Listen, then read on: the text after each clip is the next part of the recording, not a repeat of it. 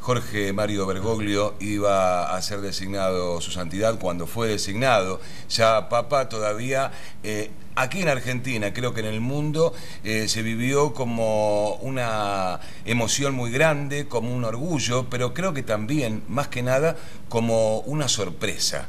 Y estamos con Horacio Calderón, que es analista internacional, y vamos a tratar de que nos ayude un poco para entender por qué esta elección y qué futuro puede tener la Iglesia con quien para nosotros todavía es el cardenal Jorge Bergoglio. No nos acostumbramos a decirle Papa. No, por supuesto, iba a costar bastante, ¿no?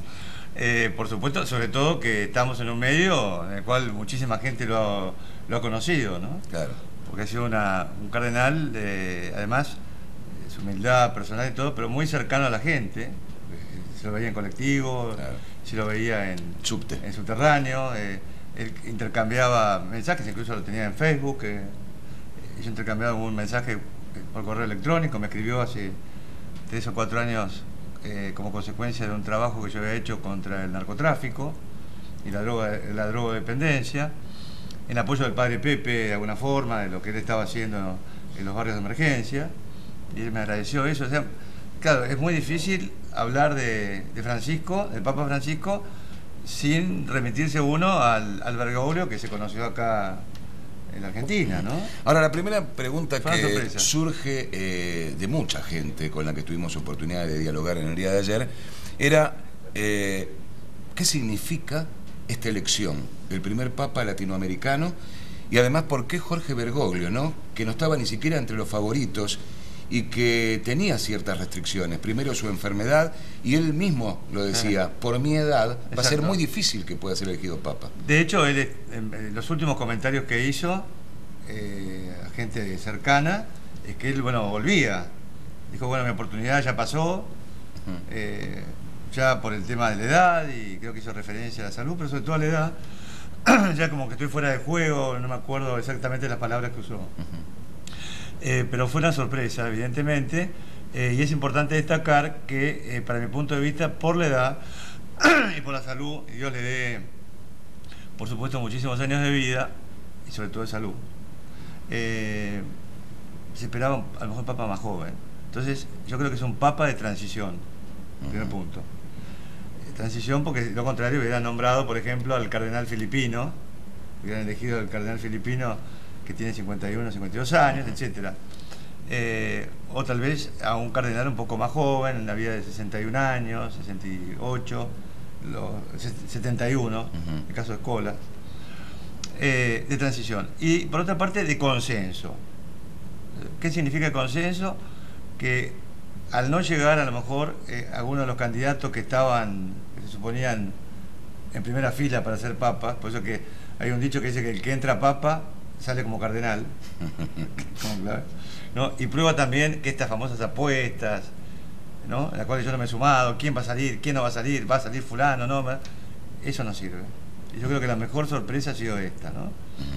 Para el católico, yo soy católico, practicante, ¿no? Nosotros creemos, en definitiva, que es el Espíritu Santo el que influye sobre los electores, las personas que están eligiendo el Papa, que también son seres humanos, divididos por intereses, algunos muy santos y otros no tanto, ¿no? Que eso, bueno, obviamente confluye en la elección del candidato final, que en este caso fue Monseñor Bergoglio, ¿no?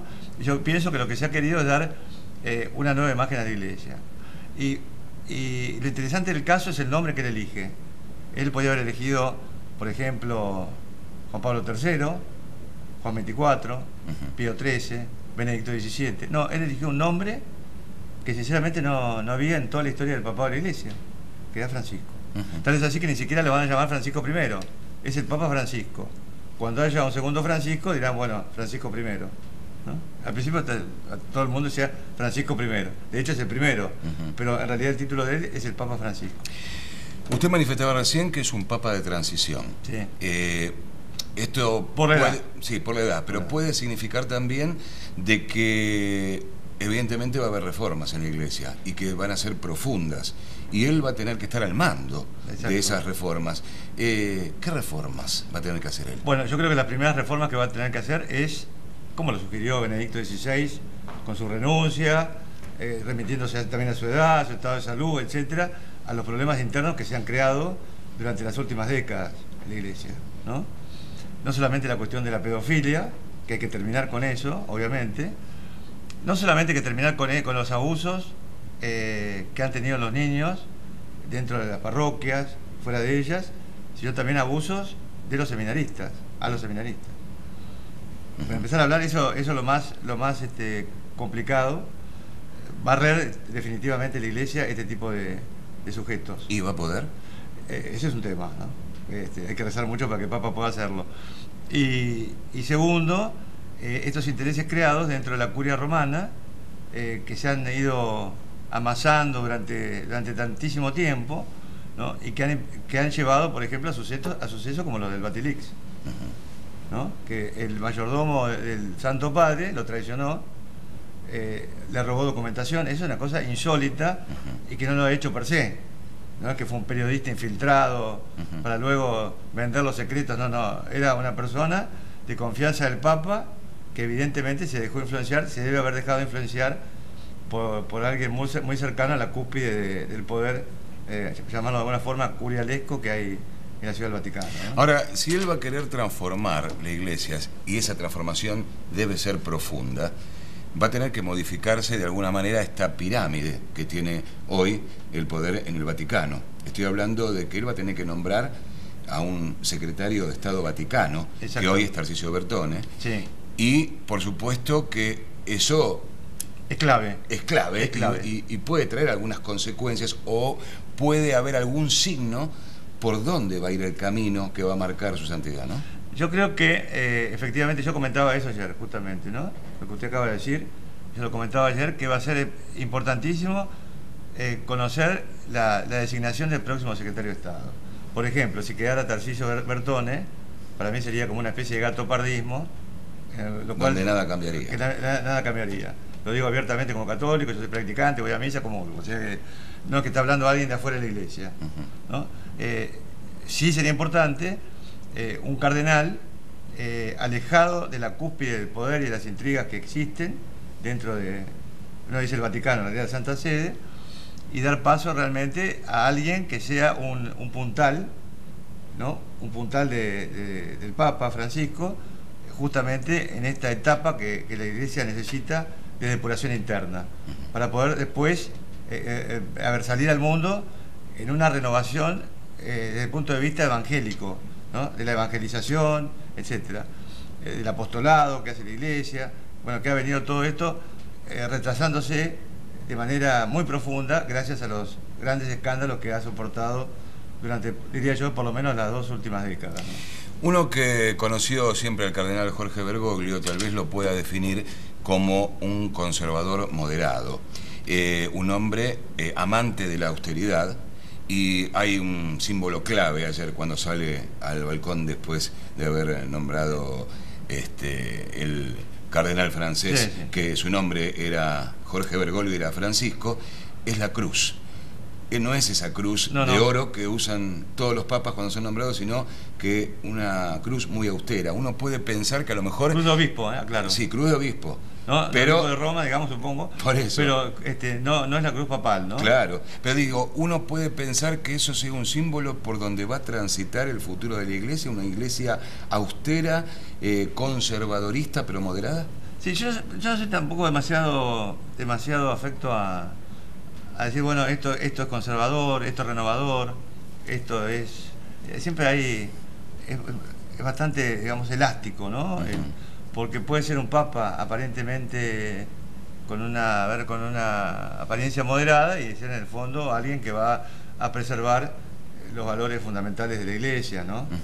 Lo que es la tradición apostólica y todo esto. Yo diría, arriesgando, ¿no? Estamos hablando de un papa que acaba de ser haber sido elegido, nada menos que hace muy pocas horas. Sí.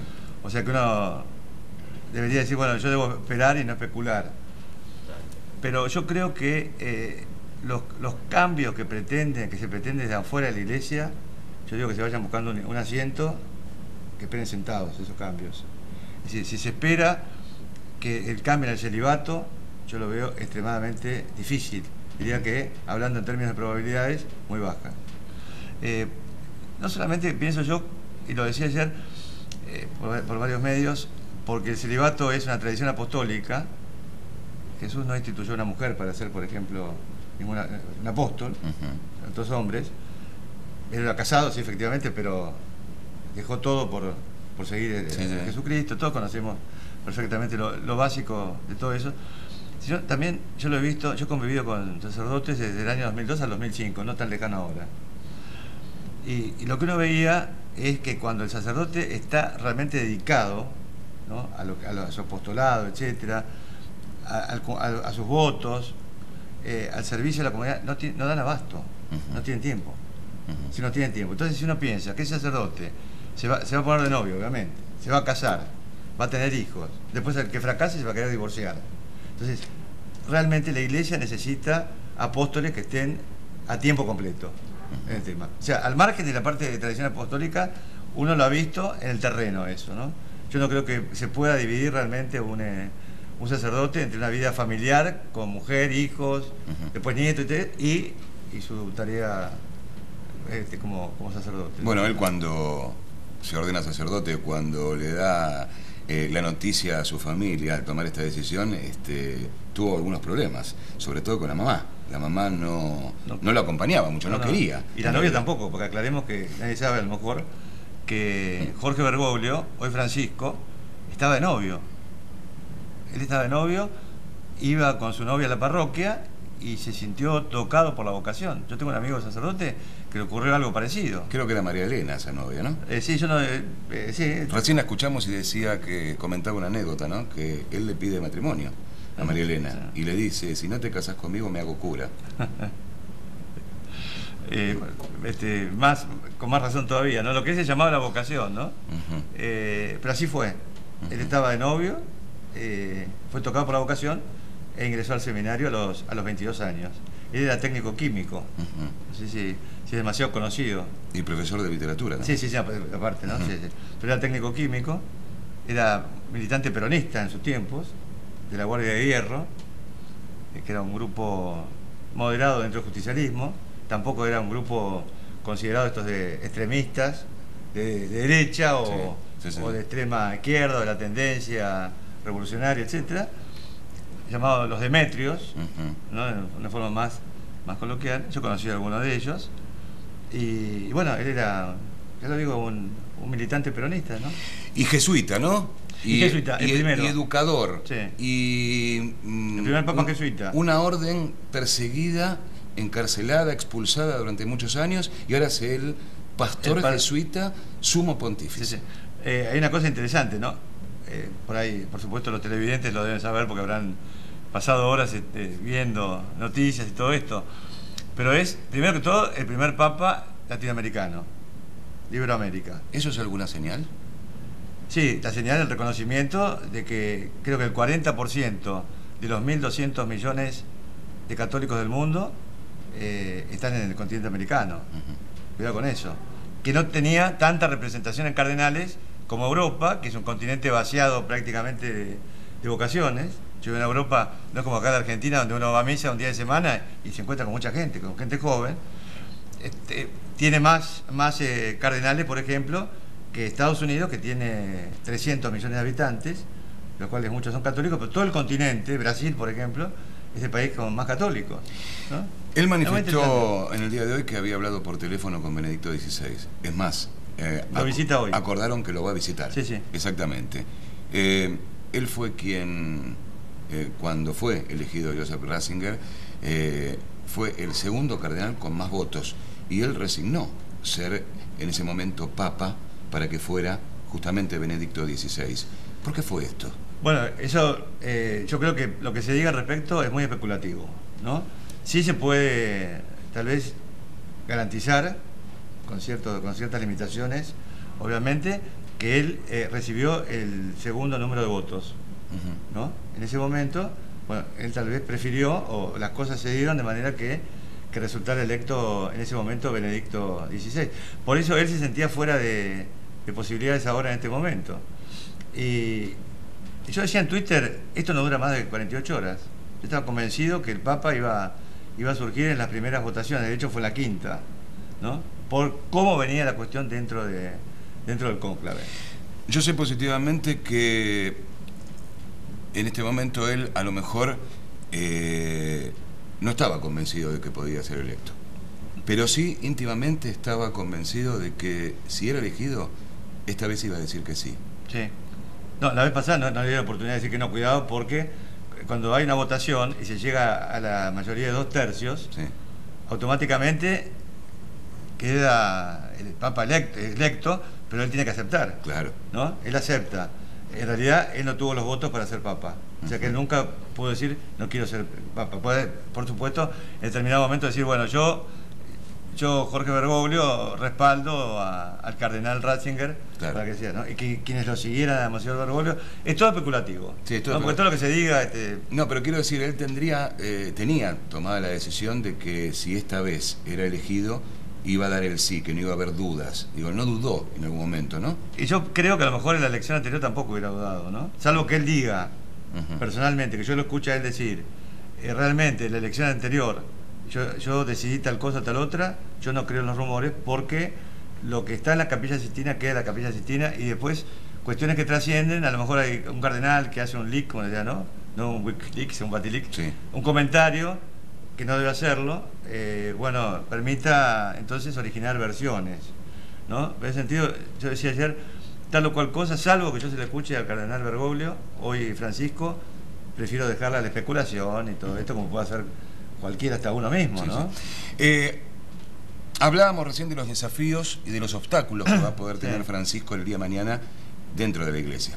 Sí. ¿Y cuáles son los desafíos o obstáculos que va a tener fuera de la iglesia? Bueno, fuera de la iglesia va a tener muchos desafíos, yo comentaba ayer, aparte justamente cuando hablaba del primer papa latinoamericano, el primer papa jesuita, y además, hay que tener en cuenta, el primer papa que no pertenece al continente europeo en 1000 años, en un milenio, que no es poco.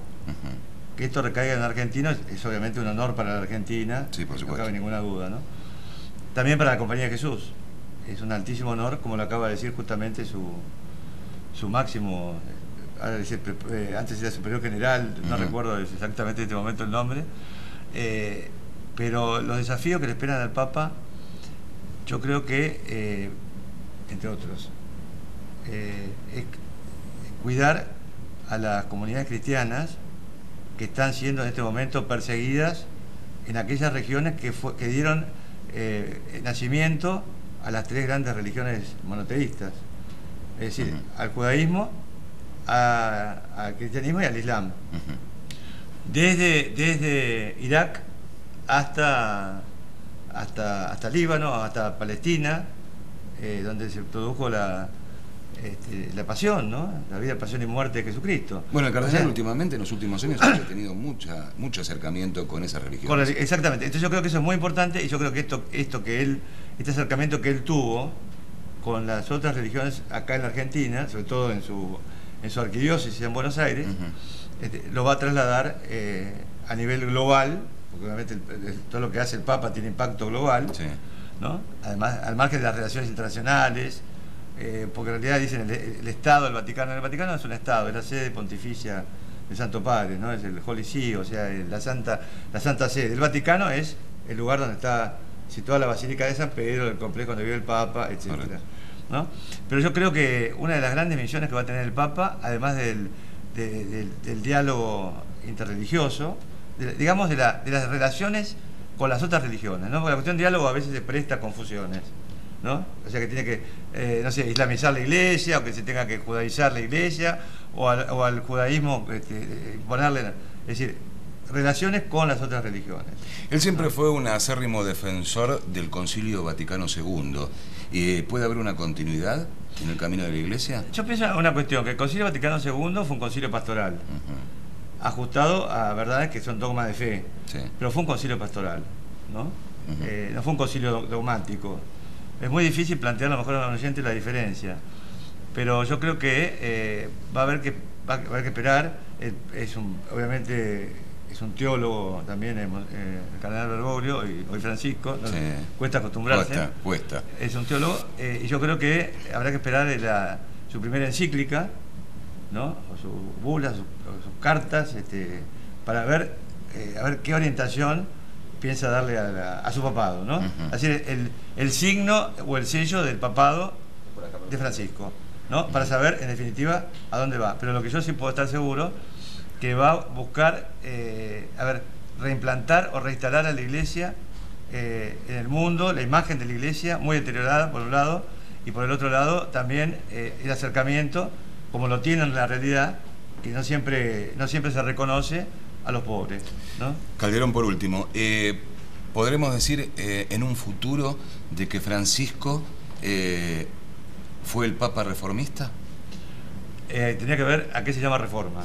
Si la reforma es, terminar con el celibato, si la reforma es, por ejemplo, permitir la comunión de los homosexuales que están conviviendo entre ellos, ya, en situación de pecado, como puede estar, yo decía el otro día, yo soy divorciado, yo comulgo, entonces a veces, no, los divorciados no pueden comulgar. ¿Cómo que no pueden comulgar? Claro. Si yo estoy en estado de gracia, puedo comulgar. Ahora, si yo convivo con alguien, no puedo comulgar. Entonces, si se piensa que eso puede cambiar, yo lo veo difícil. La cuestión del aborto diría que es imposible, ¿no? Y además, pensar que el Papa vaya a convalidar la unión civil entre personas del mismo sexo, que se lo borren de la cabeza, porque eso estuvo él en contra acá en Buenos Aires. Que yo creo que si el cardenal Bergoglio hubiera tenido un poco menos de caridad de la que tiene, Mauricio Macri estaría comulgado. Ni hablar del resto. Macri y Gabriela Michetti, él estaba realmente muy, muy fastidiado, y eso se trascendió con la posición que tuvieron ambos con respecto al tema de la unión igualitaria y, por el otro lado, a la cuestión del aborto no punible en la ciudad de Buenos Aires. Calderón, muchas gracias por su presencia. Un placer. Hablábamos sobre su santidad, el Papa, una noticia que tiene todavía trascendencia en el mundo entero y por supuesto aquí también en la Argentina. Ahora en Crónica Televisión continuamos de esta manera.